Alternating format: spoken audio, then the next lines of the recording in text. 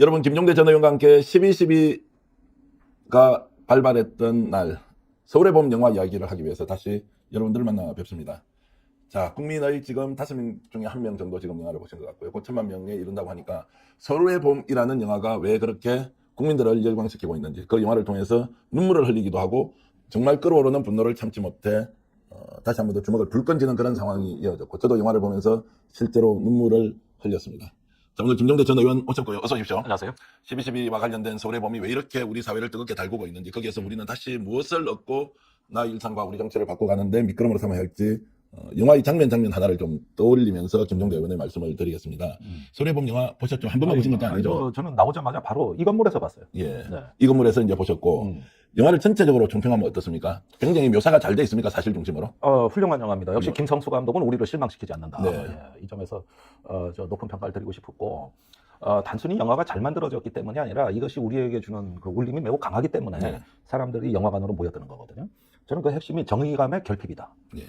이게 우리가 살다 보면 나는 열심히 일하고 원칙을 지켰는데 왜 나에게는 합당한 어떤 결과가 나오지 않고, 어떤 사람들은 금수저라는 이유 하나만으로, 또 뭐 어떤 그 특권층이라는 이유 하나만으로 호가호위하고, 이럴 때 뭔가 공정하지 못하다, 이런 느낌을 받는 청년들이 많아요.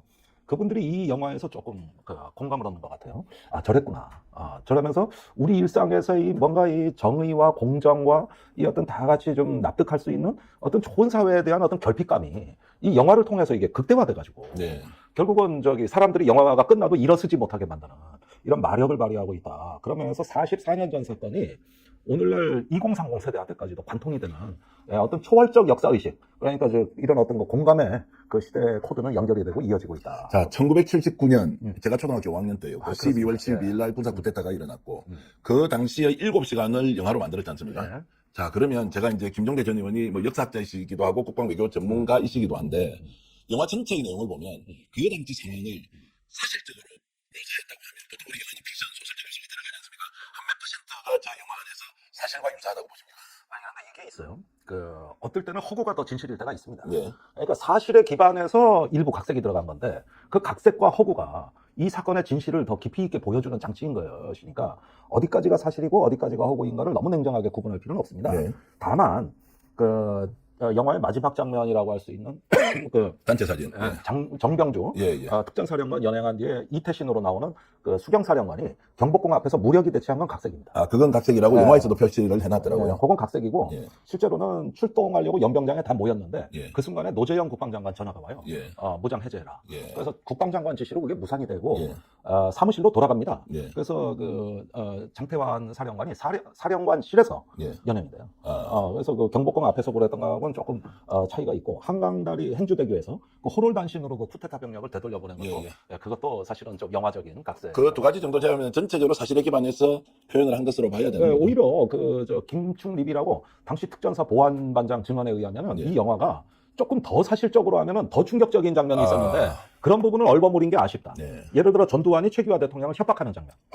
거기에 협박의 논리가 있었거든요. 예. 그런 부분 좀 구체적으로. 예를 들자면 뭐 돈을 먹었습니다. 김재규하고 내통을 했습니다. 각하 그래도 제가 안 하실 겁니까? 이러면서 막 압박하는. 자, 그 말씀 들으면 그 정도입니까? 아니면 실제로 군인들을 데리고 가서 최규하 대통령 그렇죠. 앞에서 했던 그것은 네. 훨씬 더 강압적이었다고 이렇게 생각해도 그렇죠. 그러니까 이 사건에서 눈여겨보셔야 되는 것은 이 신군부의 그 반란의 성공 비결은 전 3가지라고 봐요. 예. 첫째는 수사권입니다. 누가 뭐래도 수사권이에요. 두 번째는 정보력이에요. 세 번째가 연줄입니다. 연줄. 끈끈한 인맥. 근데 수사권이라는 것이 매개가 돼가지고 대통령한테 가서 정승화 계엄사령관이 김재규하고 내통하고 내라는 뭐에 가담자라고 막 들이미는 이 부분이 수사 책임자로서 저는 윤석열 검찰총장을 연상시키는 난 거기서 딱 그렇게 대접을 받는데, 어쨌든 이 부분이 최규하한테 압박되는 장면은 좀 묘사가 미흡했어요. 미흡했다. 오히려 더 사실적으로 해도 충분히 나왔던 것 그 같아요. 당시 최규하 대통령이 재가를 했던 장면에 대한 혹시 역사적 정언이나 이런 사실들이 좀 있습니까? 그 안에서 일어났던 일에 대한 최규하는 예. 죽을 때까지 침묵했습니다. 정작 최규하 대통령. 죽을 때까지 침묵했다는 것은 그 당시 상황을 본인이 역사적 진실로 정언을 남기지 않았다는 않았어요. 거예요. 그럼 전두환과 최규하가 정말 마주 앉아서 급박에 의해서 결국 그렇죠. 정성화 육군참모총장을 체포하라고 동의했던 그 재가 내용에 대해서는 실제 어떤 일이 벌어졌는지 알 수 없다. 맞아. 그 주변의 얘기지. 예. 최규하 당사자는 끝까지 침묵을 지켰고, 그 다음에 제가 없이 연행한 거기 때문에 이 연행 장면이 그래서 이게 그 국헌을 문란시킨 쿠데타라는 거거든요. 네. 게다가 노재영 국방장관은 도망갔었잖아요. 게다가 이제 새벽에 국방부에 지하실로 내려가는 복도에서 신군부한테 잡혀온 겁니다. 그러니까 나중에 재가라는 것은 이미 불법이 저질러지고 난 이후의 재가기 때문에 우리는 그 재가는 의미가 없다고 보는 거예요. 네. 재가 없이 일어나는 거기 때문에. 그러나 그 재가를 어떻게든 받아내려고 대통령을 압박하고 국방장관을 잡으러 다닌 요 부분은 역사적 사실이니까. 그러니까 이제 군사 반란이라고 보는 거죠. 자, 영화 전체가 한 2시간 좀 이상 되는 것 같더라고요. 네. 가장 인상적인 장면은 어떤 거였습니까? 글쎄 역시 그 극 중에서 이태신 수경사령관으로 나오는 그 반란을 진압하려는 예. 그 어떤 군인 정신의 기백, 예. 어떤 원칙주의자의 전형은 잘 묘사됐다. 예. 이후에 장태환 그 실제 사령관이 언론에 나와서 무수히 증언할 때도 보면은 그 어떤 시퍼런 기백 같은 게 여과 없이 드러났을 때 영화적으로 잘 표현이 됐다고 보고, 그 장태환 사령관이 94년경에 김한길이 진행하는 MBC 토크 프로그램에 나와서 한 증언은 잊을 수가 없어요. 네. 이 팔에 총에 2발을 맞고 특전사령관 정병주가 연행이 되잖아요. 예. 그리고 이제 훗날 김호령, 예. 김호랑 소령은 죽었고. 그 자리에서 사살당했고. 죽었고. 예. 그런데 그 훗날 이제 신군부에 끌려가 고문을 받고 이등병으로 예편하고 했을 때 이제 훗날 나와가지고 둘이 만나서 서로 술을 자주 먹었나 봐요. 그때마다 장태환, 정병주가, 특히 이제 장태환이 정병주한테 이거 12.12 군사반란의 진상을 언젠가 역사 앞에 밝힐 때까지 우리 살아남읍시다. 네. 우리 건강하게 견뎌내서 반드시 이 역사적 진실을 밝혀야 된다. 그러니까 듣고 있던 정병주가 장태환이 술잔을 확 뺐더라는 거야. 네. 이 술 먹으면 건강 나빠져. 예. 우리 지금 술 먹지 말고 견뎌야 돼. 이랬다는 거예요. 네. 그리고 열흘 뒤에 정병주 사령관이 가출을 했어요. 네. 그리고 변사체로 송추의 계곡에서 발견이 됩니다. 그리고 사인도 사실은 다른 이제 뭐 외상은 없은 걸로 예. 봤을 때 뭐 확실치는 않지만은 어떤 극단적 선택 아니었겠냐 하지만 또 독실한 카톨릭 신자였다는 걸 봤을 때 석연치가 않아요. 그게 몇 년도였습니까? 1989년입니다. 89년이면 네. 이제 전두환 정권 이제 노태우 정권, 노태우 정권 막 민주화가 예, 시작되던 87년 완전 지났으니까. 예, 그러면서 엄청나게 통곡을 했지. 이제 어떻게 보면 하나 믿고 있었던 자기 동지, 그 진압의 동지가 사라진 거고, 그 사이에 장태환 사령관이 이제 보안사로 끌려가가지고, 영화가 바로 그 직후 얘기죠. 고문받고 괴롭힘을 당할 때 장태환의 부친이 문 걸어 잠궈라. 이래놓고 앞으로 조석을 들이지 마라. 막걸리만 넣어라. 이래가지고 4개월간 방 안에서 막걸리만 먹다가 시름시름 말다가 돌아가셨거든요. 네. 그리고 아들이 서울대 자연대 수석 입학자인데 얼마 후에 가출을 했는데 변사체로 강해서 네. 발견이 됐는데 이미 소식을 듣고 가니까 온몸이 얼어서 완전히 냉동 상태였어요, 겨울에. 그런데 그때 그 소식을 듣고 아들을 찾으러 장태환 사령관이 갈 때 부인이 그 아들이 공부할 때 덮고 있던 담요를 주면서 따뜻하게 감싸서 데리고 와라. 이래가지고 그 담요를 가지고 가가지고 감싸 안고 온몸에 이렇게 입을 맞췄다는 건데, 얼어있는 이 눈에서 구슬 같은 얼음이 빠지더니 입속으로 들어오더라고요. 네. 그러면서 아들을 그렇게 잃었어요. 그렇게 해서 장태환 사령관은 훗날 명예회복을 하고 재향군인 회장을 한 다음에 노무현 대통령 특보로 해가지고 이제 새천년 민주당에서 국회의원도 했는데, 비례대표로 하셨죠. 예, 예. 이분 돌아가시고 나서 부인도 목숨을 끊습니다. 그래서 네. 한 가족이 이렇게 되고, 또 정병주 사령관을 온몸으로 방어하던 김호랑 소령이 예. 권총 8발이 장전된 권총으로 저항을 하다가 이제 사살되지 않습니까? 예. 그 사살을 한 사람이 또 친형제 같이 지내던 박종규 중령이에요. 예. 하나회 쪽. 하나의 출신이죠. 예. 그런데 김호랑 소령을 사살하고 한때는 동생 같고 친형제나 다름없는 그 김호랑을 야산에 안매장하지 않습니까? 네. 그런데 부인은 그 사실을 몰랐지. 예. 그래가지고 시체를 찾아달라고 그렇게 투쟁을 하니까 나중에 안매장한 시신을 돌려주더라고요. 그리고 그 부인 배경옥 여사는 그 길로 실명을 해가지고 네. 부산의 한 요양원으로 가서 요양하다가 추락사를 합니다. 그러니까 이 하나의 어떤 거대한 권력이 무도하게 권력을 찬탈하면서 아주 잔인무도하게 한 가족을 다 도륙을 내버리는 건데, 그러는 와중에 결국은 한때 전두환을 수사한 적이 있었던 1973년 용필용 사건 때 보안사령관인 강창성 장군은 네. 삼천교육대로 들어갑니다. 예.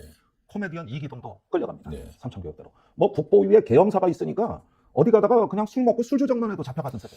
불법으로 권력을 찬탈하고 쿠데타를 일으켜서 정말 헌정 질서를 파괴한 세력이 결국 애국하고 국가 간이 투철한 군인과 군인 가족들을 사실상 멸문지화하듯이 단합하고 또 거기에 문제 제기를 했던 사람들조차도 다 제거하는 이런 이제 비극의 역사였는데, 이런 질문 드리고 싶습니다. 좋은 정신으로 바르고 정의롭게 사는 사람이 결과적으로 손해를 받고 그렇지 않은 세력은 오히려 특세에서 권력과 탐욕을 마음대로 다 이렇게 획득하는 이런 이제 상황을 어떻게 이해해야 합니까? 아니, 이 사건은 말입니다. 단순한 불공정의 문제가 아니에요. 예. 전방에서 북한군을 지키라고 전방에 배치된 전투병력을 빼돌려서 국민이 나라 지키라고 먹여주고 입혀주고 총 쏴줬더니 그걸 가지고 그대로 쳐들어와가지고 반란을 일으켰고, 그 전방에 전투 병력을 빼돌린 사건이고 그 여세를 몰아가지고 신군부가 이듬해 광주에 가가지고 그 총으로 시민들의 피해 확산을 확산을 했죠. 한국 현대사에서 필설로 묘사하기조차 어려운 전대미문의 비극을 발생시킨 사건입니다. 네. 단순히 뭐 그렇게 해가지고 누구는 손해보고 누구는 불이익 봤다 문제가 아니라 대한민국의 민주주의가 그저 심장에 치명타를 입은 사건이에요. 이 자체는 하나의 어떤 그 역사적으로 우리 국민들에게 그 12.12 이후에 벌어진 국보위 산하에서 모든 어떤 자유와 그 다음에 어떤 그 표현 또 여러 가지 어떤 그 시민적인 권리가 완전히 압살된 말 그대로 이거는 역사의 가장 거대한 퇴행이자 그 추락이었던 겁니다. 그러니까 몇몇 사람들의 우리가 희생에 대해서 아파하지만 진짜 희생자는 국민들이었어요. 네. 4만 명의 국민이 산청교육대 갔습니다. 6만 명이 영장 없이 체포됐고 그 중에 52명이 죽었어요. 의문사. 군대 내에서 가혹행위로. 그 재범 우려자 범법자들 잡아갔다 그러지만 36%가 전과가 없는 사람이었습니다. 또 48%가 초등학교 졸업이 학력이 전부였다. 말 그대로 정말 힘없는 사람들 잡아가고 15살짜리 고등학생은 일 나간 엄마 퇴근하는 건 마중 나갔다가 잡혀가가지고 그대로 삼청교육대 갔어요. 경찰의 실적 세우기에 그 숫자가 걸려가지고 그래가지고 억울하게 끌려간 15살짜리 고등학교가 70명도 있습니다. 그러니까 이거는 그 역사의 어떤 하나의 12.12라는 참변, 이 쿠데타를 겪어가지고 원칙을 지키던 군인들이 쓰러진 다음에는 그 다음들은 국민 차례였어요. 국민들이 직접 피를 흘리기 시작을 했던 거고 이 나라가 깜깜한 어둠 속으로 갔던 겁니다. 그러면서 이제 광주와 광주 5.18과 그 다음에 언론인 대량 해직과 기업의 강탈, 국제그룹이 그때 없어졌지 네. 않습니까? 그 신군부가 기업까지 뺐었어요. 그 다음에 언론 통폐합이 이어졌고 삼청교육대가 있었던 거죠. 그러니까 이 어마어마한 비극을 생각하면은 정말 그 앞서서 비극적인 생애를 마친 진압하려던 외로운 군인들의 그 처연한 노력을 우리가 지켜주지 못한 결과 그 다음 순서는 국민이었다.